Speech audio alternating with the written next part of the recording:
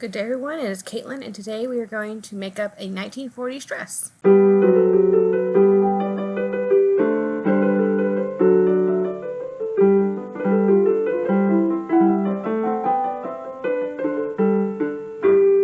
Alright, quick break. So these are some tap pants that I bought, and technically they're a skirt with a tiny little strap, which is sewn in, which is the weirdest thing because I figured if it was snapped in it would be easy to remove to go to the bathroom, but it's not, and I don't know what to do about that. With the beautiful lace that is attached. Do need to iron this on a low setting.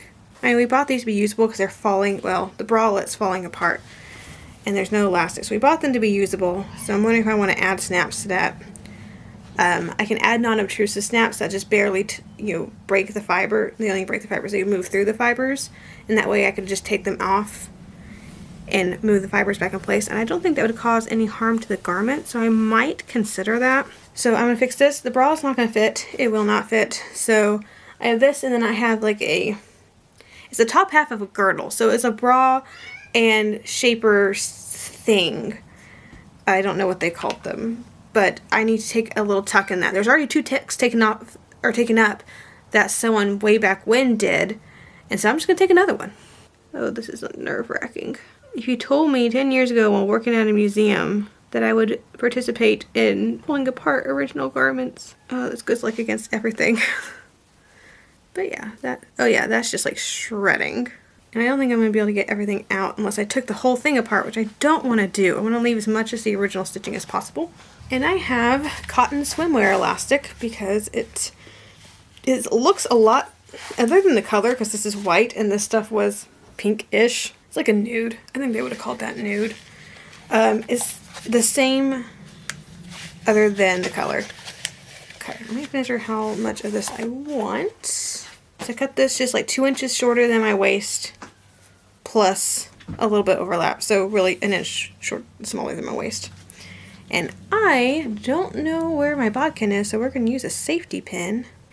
Despite the elastic being in such poor condition, the silk really is in good condition. And I guess we're just going to have little bits of old elastic in there because I'm not taking it out. But the whole reason I'm doing this, so it's Thursday. I have a dance on Saturday, so I need to get this dress done. I don't even have the video for Monday done. It's like partially done and I ran out of trim, so I'm waiting on that, but I need to get it done up to the point of trim just for ease of when it comes on Sunday. I can finish it very quickly and we'll have a video for Monday. But this I need to wear Saturday, so this takes slightly more, a higher priority. Also, I know I have some viewers who were alive like in the 40s. By any chance, do y'all remember what undergarments you wore and like in what order? Because I'm still trying to figure this out, and it seems like there's a lot of options.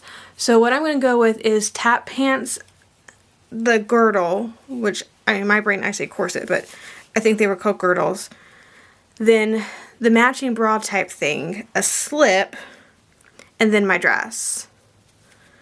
And it seems like you could do just tap pants and bra, or you can do just girdle and bra, and then there were like a one-piece girdle bra combination type things.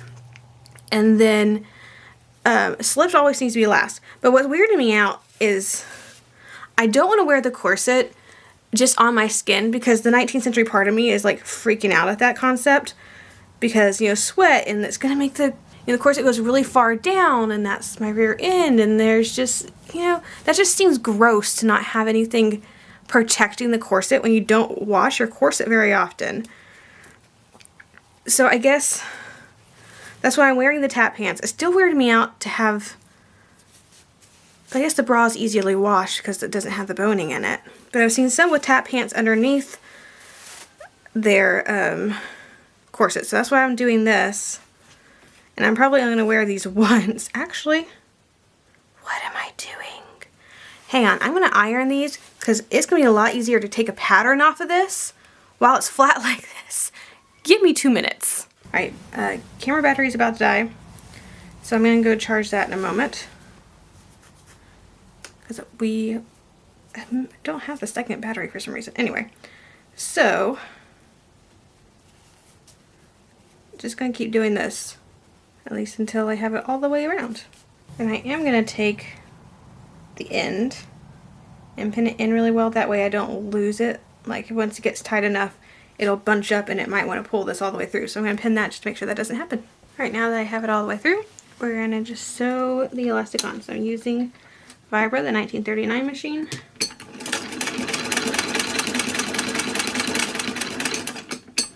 And basically it's just getting a couple of passes in. Make sure the elastic stays. Now I have this tiny little bit that I need to sew. And the original has a pink silk thread, so I have some pink silk thread. Because I actually do keep things like this around sometimes. Their silk thread's a little bit lighter in color. But I had white and I had this shade of pink. So, because we're taking tiny little bitty stitches. And I am using my fingers to stretch out the elastic so we don't get any lumps or bumps.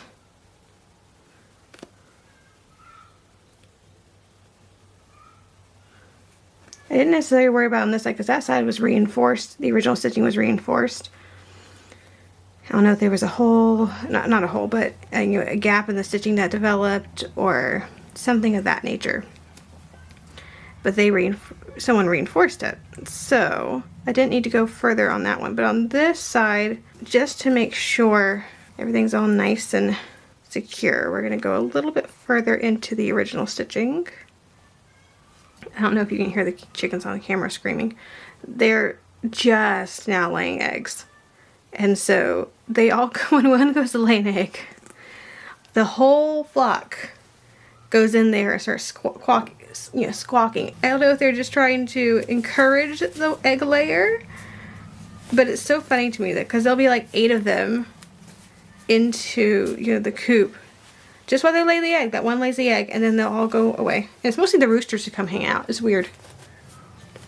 It's like the old times when they used to have people watch birds in like French nobility. I feel like it's that. Anyway, tap pants are now done. Alright, now I need to take a tuck. And I can't take a tuck at the very center back because there's a seam there. Alright, so here is the bra. There's a seam up the center back, which is where I need to take the tuck. So I'm going to take it on either side of that. I'm going to match up these 2 boning channels. But you can see where someone else took, actually 2 seams. They took a seam and they took a little bit further in. So I don't know if she bought it and it lost weight or what happened.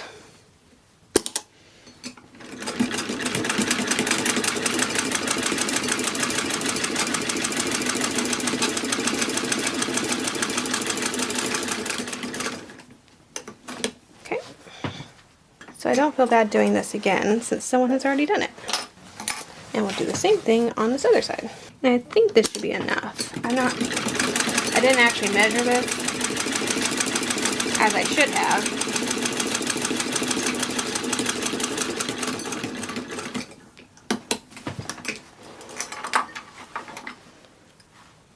But I just noticed it was just a little too big in the back. And it's, causing some weird gaping issues. It's also a little too big in the bust, but not enough to actually do anything. Like, it contains what it needs to contain. It's just a little roomier in there than I'm used to. Okay, and I think that's all the fixing that we need to do with the underpinning, so we can go ahead and get started on the dress.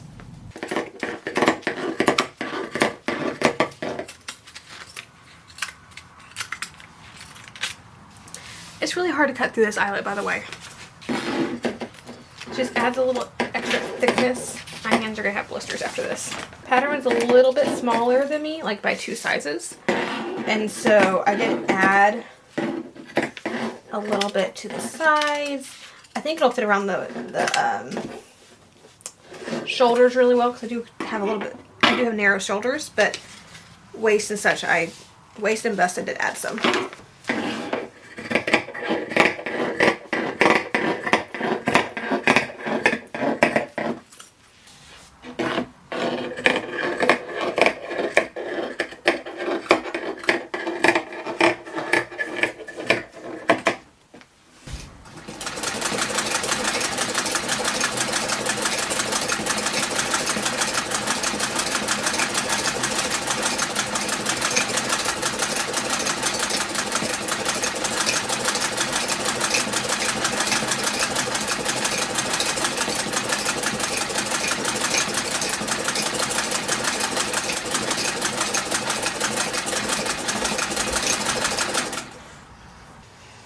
Alright, so we're sewing on the skirt right now. I'm using the hand crank, so Vibra.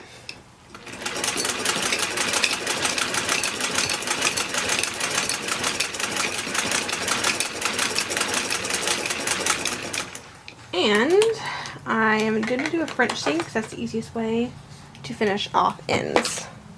Alright, hemming the dress now. I'm trying to get the whole skirt done.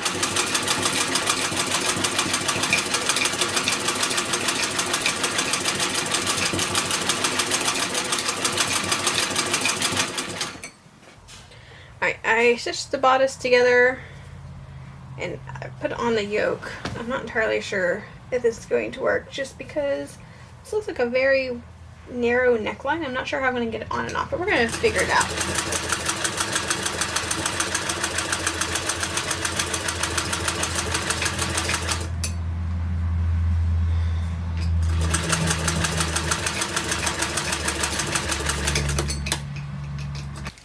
Alright, fun times. I cut the back slit, redid the yoke because I didn't like it. I didn't like how it wasn't gathered, so I kind of pushed the gathers down a little bit. And I went back and I was like, why isn't there a slit down the back? Because I cut a slit down the back and I thought I was insane. Because I'm sitting here, that took me like 10 minutes. I know I did it. I know I did it. There's no slit. Then I turned to the sleeve. Anyway, there's going to be a dart in the sleeve now. How did I notice this wasn't the neckline? I don't know. Okay. Anyway, we're going to kind of slip this down too, and I'll stitch it back up and make it an official dart. Alright, we have the ties. I'm going to pull them right side out. Also, I've just been hemming the neckline and stuff because I didn't feel like going to the store, but the directions do say to bind it. I've seen both on originals. I think binding is probably a little bit more common. It's the correct way to do it in terms of what looks nice and what was considered professional for a home seamstress. But I've seen it both ways, so I'm not terribly concerned about it. Alright, so this is the bodice and this is the waistband. So it kind of comes up to a point here and goes back down. I'm just sewing it on the bodice now. I'll sew it to the skirt in a minute. I got all the ties and that sort of thing on here. So it's just sewing it on.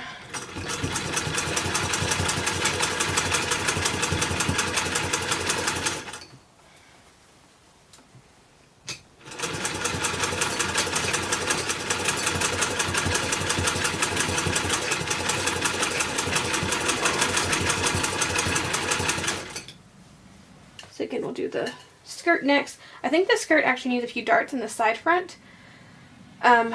So we're probably going to fit it to this waistband, and then whatever excess we'll take into darts. I'm pretty sure they were marked on the pattern because I extended the pattern slightly. I didn't want to just assume that those darts were going to work. So I figured I would just fit it when we were here at this step. Alright, other than sleeves, I think this is just about our last step. So I have here the skirt, and this is the belt. I'm folding the belt over to sew it in place.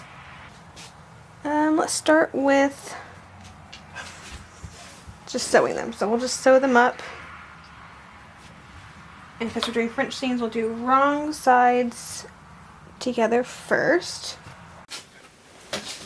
Alright, very nearly done. So we have here the back, the real back. And we're going to put on buttons and a little loop for that button. Now, the directions do say, sorry, dog was sitting underneath the camera. The directions, and there she is. Hi, lady. Yeah, I fed you. You have food in there. Directions say to decorate it with, buttons on the front. We're going to use these because it's what I have. And I have vintage buttons. I don't have a set of 4. I have like sets of 7. I have sets of 3. And I don't want to, separate a set that I could use later on. But to do the 3 on the front and the 1 in the back, I would need 4. And I don't have any 40s looking buttons that are in sets of 4. So, we're using mother of pearl on this side. And we're going to decorate 3 little clusters of flowers on the front. Alright, I kind of just did some things. So instead of just doing 3 clusters, I decided to kind of go all the way around the neckline. I did a big cluster in the center, and I'm kind of just doing every other one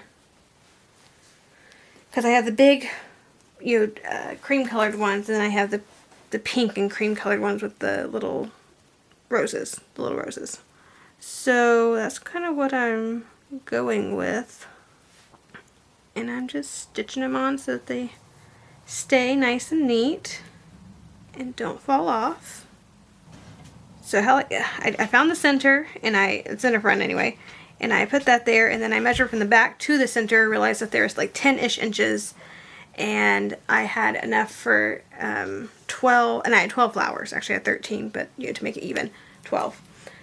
So I knew I could fit 6 on either side, and I was like, that's roughly 1.5 inches apart. So I measured out 1.5 inches apart, and then this was about 2 inches down, so I kind of just kept that 2 inches down the whole way. And that is the end of our dress. So we can go try it on. I got some underpinnings to put on, and we'll see what it looks like. All right, here we are. So kind of getting on very pigeon-breasted, like 1890s vibes for some strange reason, but yeah, it fits. I'm impressed that it goes on because how fitted it is at the hips and at the waist even is fitted, but it went over my vest and everything. And part of that is I didn't put any gathering whatsoever in the back, so the tie holds it into the gather. So it looks like it's a gathered back, but it's really not. It's just a flat laid back, but it pulls everything together. So yeah, I mean, I don't know, it's giving me earlier vibes than 40s. Except for the skirts. The A-line straight skirt is most definitely 40s. But yeah, I love the little scallop flutter sleeves. Those are adorable. And hi, lady wants to say hi. Come on up. There you go. Thank you for waiting. So I did attempt my 1940s hair because the dance is tomorrow. I need to test it out. So I tried Victory Rolls. I don't think it worked out very good. And I've had this hair in all day long, so it finally fell out a little bit. I tried to pin it up again for filming, but it didn't do fantastic. So it is what it is. But yeah, I mean, I think I'll be able to function in this. I'm happy with it. It's a cute dress. I actually specifically purchased this pattern. There's a 1930s dress in a book that I don't even like the 1930s, but I saw that dress. It's like, I love that dress. It's my favorite 20th century dress, and I have never had an occasion to make it. One of these days I'm going to find embroidered silk like that and make that dress up. It just hasn't happened yet.